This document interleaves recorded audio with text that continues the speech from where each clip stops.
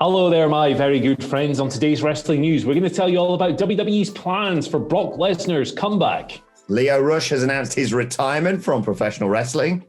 Mickie James is back in pro wrestling and doing something very cool indeed. And Ted DiBiase brings back the $1 Million Championship on last night's episode of NXT. I'm Adam Wilborn. And I'm Andy Murray. And this is the news.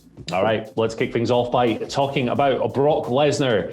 He's not coming back at SummerSlam, guys. At least that wasn't the plan as of last week. So Dave Meltzer spoke about this on the Sunday Night's Main Event podcast.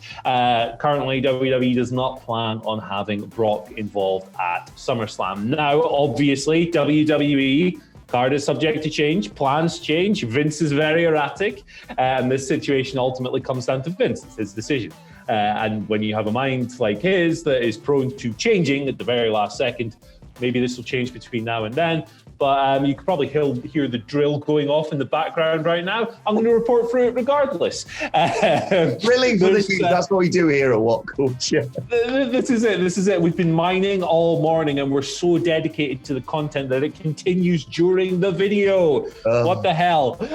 Anyway, on top of this, that means, obviously, that the Bobby Lashley match, which had been rumoured rather than confirmed or really reported anywhere, would be off the table. Bobby Lashley has spoken countless times about his desire to face Brock Lesnar, and I think that would fit the billing as a big-time SummerSlam match. Remember, they're holding SummerSlam in an NFL stadium this year. It's like 70,000 people or something crazy. That building, the Allegiant Stadium, can fit. So they need big-time matches. They probably need names like Brock Lesnar.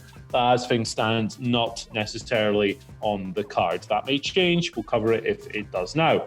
The interesting thing about Brock, of course, is that he's technically a free agent. His WWE contract was reported to have expired last August. Be a big surprise if he showed up in anywhere that wasn't WWE. I would expect him back in the promotion at some point. But an interesting facet of all of this is that Meltzer also noted that there are forces within WWE who don't want to bring Brock back until Roman Reigns is ready to face him, which is cool because the last Roman Reigns Brock Lesnar feud wasn't the most critically acclaimed thing of all time. A lot of us didn't enjoy it all that much. But you think of how far Roman Reigns has come since then, this is a more exciting prospect. I love the idea of Roman Reigns kind of stacking up these big names and knocking them down as Universal Champion. John Cena has been rumored for him at SummerSlam. That would be cool. What if the pecking order was John Cena, Brock Lesnar, The Rock? How good would he look? But yeah, we've rambled a lot. There's been some drilling. There's been some thrilling. And Wilborn, do some windmilling, please. Why can't we have both? Why can't you have Brock on Raw and Roman on SmackDown? And I don't know, two good weekly shows from WWE not named NXT. I believe this is a work, Andy. And I'm never wrong with these sorts of things. Because you said there, it's down to Vince, he hasn't made the call yet, blah, blah, blah, blah, blah. Andy, mate, what month are we in right now? We're only in June. Do you not remember how WWE works? They don't even think about SummerSlam until that signature comes up at the end of Money in the Bank and they suddenly go, oh, bloody hell, what's the next pay-per-view? So he's going to be making that call on like July 16th or whatever it is, the day after Money in the Bank. It's going to happen. I genuinely think we could have one of the best SummerSlam cards ever on our hands if we could get John Cena versus Roman Reigns and Bobby Lashley versus Brock Lesnar. Whether or not that's for the WWE Championship, it would be nice if it was, but even so, just two big men slapping meat. I think it'd be wonderful. And yeah, I think, like you say, if you're going to do it from the Allegiant Stadium, which they are, you need some big names. Cena is one, Lesnar is another, Roman Reigns is a third name. And Bobby Lashley, I think, is one of the most exciting prospects for Brock Lesnar on the current roster. Maybe it'll be all right on Monday Night Raw, but I wouldn't hold your breath just yet. Let's move on to some sad news that broke overnight. Lio Rush, has announced his retirement from professional wrestling. He did so in this lengthy post on Instagram, basically explaining that a recent injury, one he suffered at Double or Nothing, has kind of put everything into perspective for him, particularly when it comes to impacting his everyday life, just going about his day and, more importantly, holding his child. He continued, you can go and read the whole thing, as I said, on Instagram, but he concluded by saying, now here comes the part that's kept me up every night since Double or Nothing, knowing that I just made my surprise debut, one of the most exciting times in my career. That part sucked, but I'm grateful for the opportunities that I've had this past year since my WWE release. So cool of AEW still wanting me to sign me despite separating my AC in that casino battle royal, which would have led to me being the first person in history to be signed to 2 major wrestling organizations simultaneously. This is an unexpected turn down a road I would have and could have never seen coming.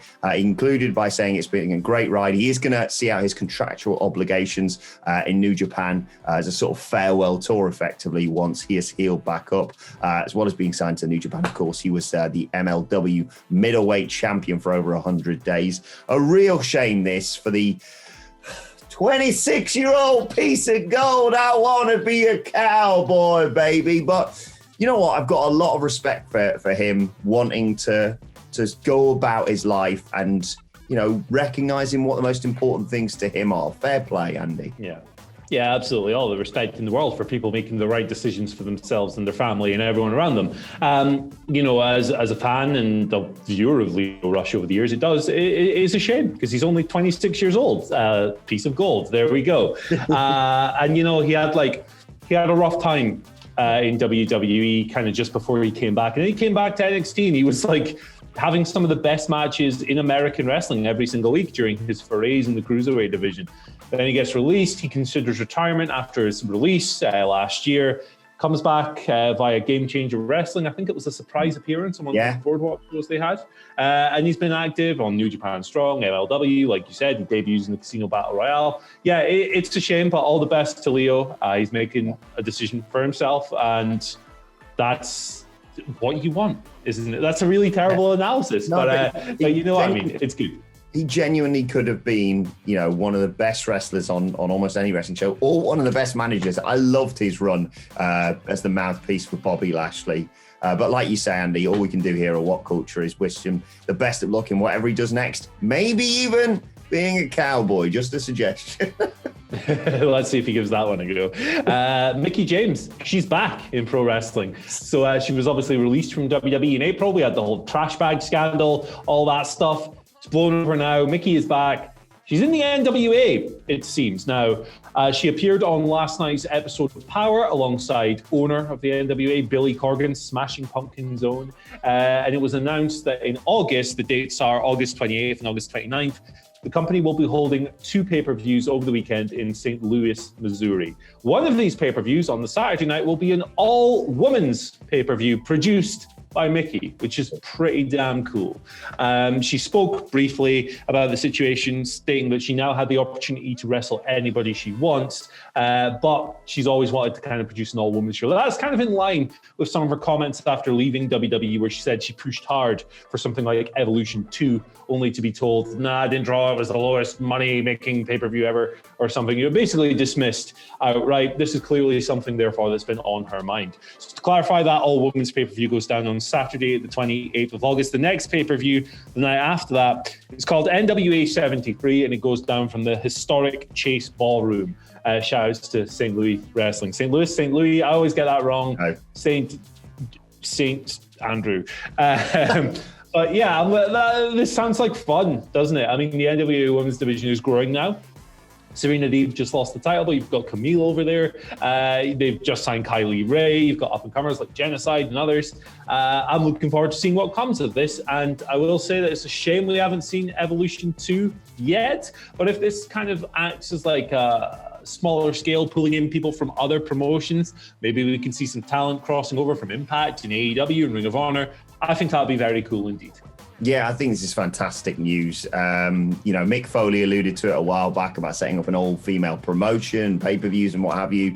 And I think I just can't get over the fact they haven't done an Evolution 2, Andy. What was it, 2018, I want to say?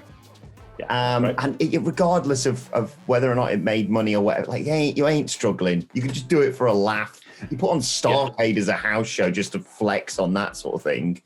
I'm disappointed that WWE aren't doing it, but fantastic news that the NWA are. And Mickie James fronting it is such a genius idea, because I think, like you say, there's so much talent there, and she's such a brilliant figurehead of it all. My new best friend, Nick Aldis, talked about her getting the call from WWE when I interviewed him last week.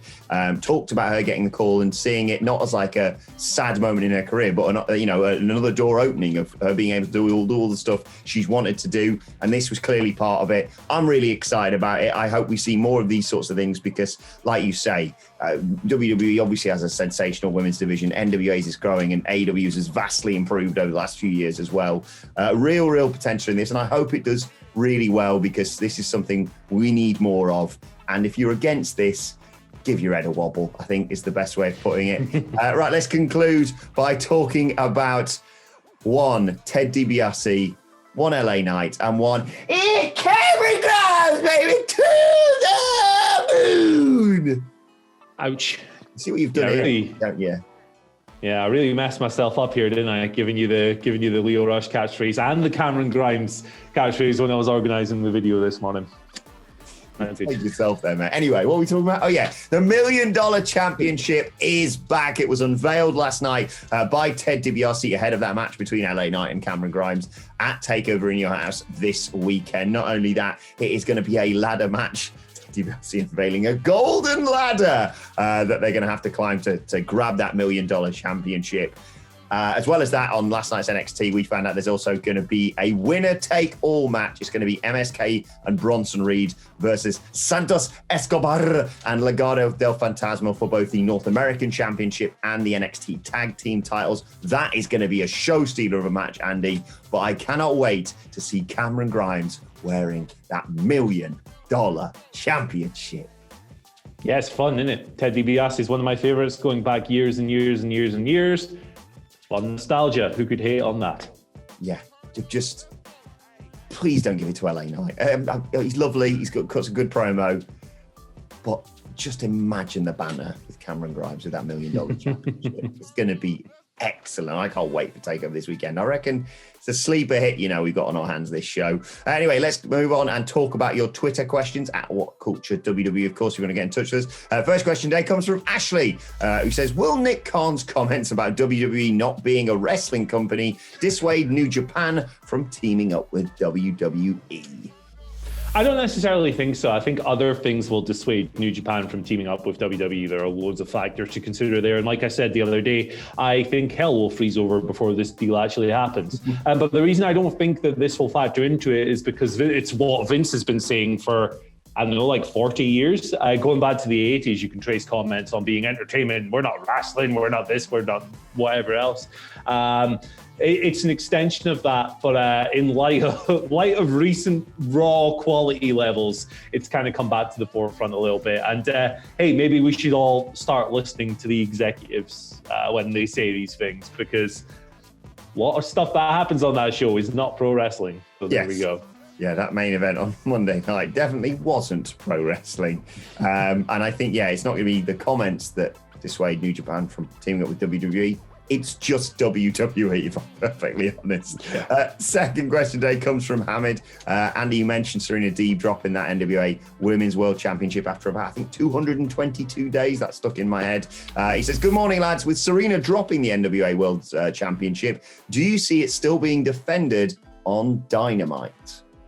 Tough to tell, isn't it? Because obviously Serena is signed to AEW, so when she won the belt and they have this working agreement, it's kind of a no-brainer. Camille is not signed to AEW; she's signed to the NWA, presumably. So it's a bit of a cloudier situation. However, Thunder Rosa, who is under NWA contract, is a prominent figure in AEW still. So there's definitely a chance for more crossover, but I wouldn't feel confident of saying definitely yes or definitely no. I would say it's a hard maybe, but we can't rule it out entirely at all. No, and more of Serena Deeb just everywhere. Generally, she is one of the real one of the real finds of the last few years. She's been there the whole time. WWE just went, I'll be a trainer. What were they thinking? What a talent she is. Final question today comes from Jonathan Johnson. Great name, that, Jonathan. He says, good evening. time difference and when this week was meant. Do you think when The Fiend returns, he will come after Alexa Bliss for betraying him at WrestleMania? Maybe then she will return to her goddess gimmick. What do you think? Andy, your favourite topic, this? Yeah, my favourite subject in the whole wide world. Look, the stuff isn't for me, obviously. However, if you gave me, 10 beers and the promise of a 15-minute cinematic match between The Fiend and Alexa Bliss in a haunted house of fun playground Lily on a swamp match, yes, I would have a great time. I'll just say that. Those are my thoughts on the situation. I think a lot of people in the fallout from Monday Night Raw are sort of saying, so they've just kept all the Bray Wyatt stuff, put Alexa Bliss's name on it. And, this is no shooting on Alexa Bliss. She's doing her best with whatever they're giving her. But, this is Bray Wyatt's baby, and I think it just works better with him. I just want to see Alexa Bliss wrestle because she's a really good wrestler, rather than chatting to a spooky doll. Just, Stick it in the bin, mate. It's going to be very interesting to see how fans react live to this sort of thing when they come back. That's all I'll say.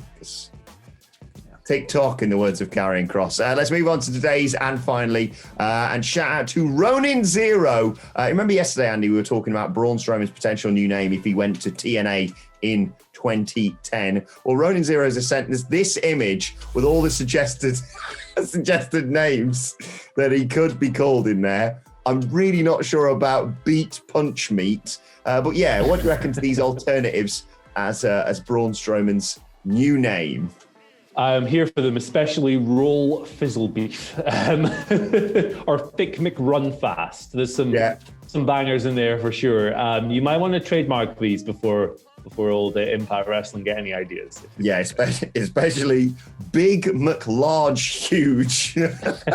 And my personal favourite, Stump Beef Knob. Very good. Zero.